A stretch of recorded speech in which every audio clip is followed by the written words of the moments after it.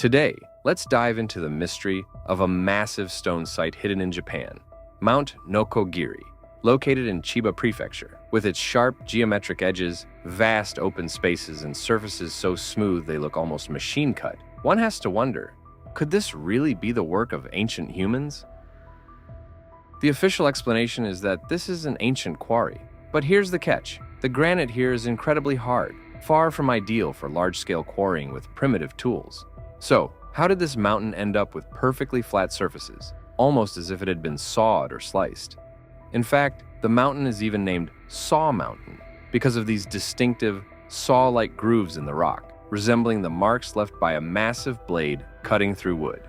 But here's the question. What kind of enormous saw or machine could have sliced through such a massive granite formation? Even modern quarrying equipment would struggle to create such precise, evenly spaced cuts in a rock this hard. When you compare these ancient marks to photos of mechanized quarrying from the 1950s, the difference is striking. The spacing between the older marks is far too wide to have been made by traditional tools. And remember, we're talking about granite, far tougher than the soft coal layers that modern machinery is designed to cut through. If today's machines can barely achieve such clean, straight cuts, how could ancient civilizations have managed it? And if this really was just a quarry, why leave behind such perfectly sharp, right-angled cuts? The level of accuracy seems almost deliberate, as if the space had a specific purpose rather than simply being mined for stone.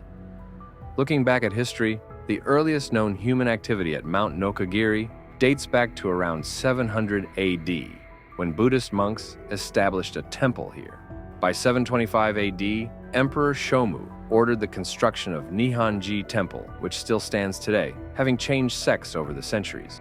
The temple's 31-meter-tall Great Buddha, Japan's largest stone Buddha, was completed in 1783. The project took nearly a century to finish, with craftsmen carving out an estimated 9,000 cubic meters of stone. But here's where it gets even more perplexing. When we compare this to the scale of the cuts at Saw Mountain, estimated at 400,000 cubic meters of stone removed, it seems almost impossible. If it took 100 years to carve out 9,000 cubic meters for the Buddha, how could ancient workers have removed 400,000 cubic meters using the same techniques? If the math holds, it would have taken stonecutters over 1,000 years to complete such a task. And it doesn't stop there.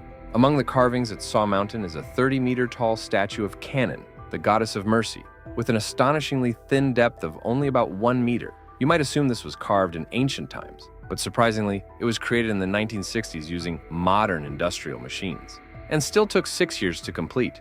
So now, we're left with even more questions. Who carved these giant formations? What tools did they use?